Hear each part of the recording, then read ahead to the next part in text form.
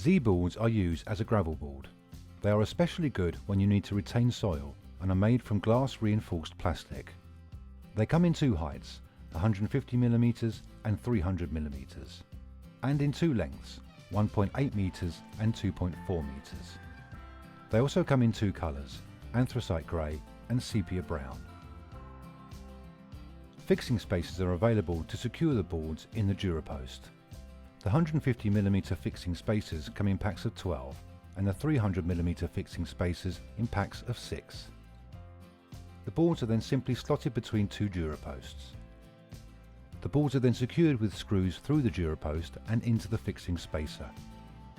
The chosen fencing style then sits on top of the Z board and is secured to the DuraPost. Z boards can be stacked to achieve a full height fence using 6 300mm boards.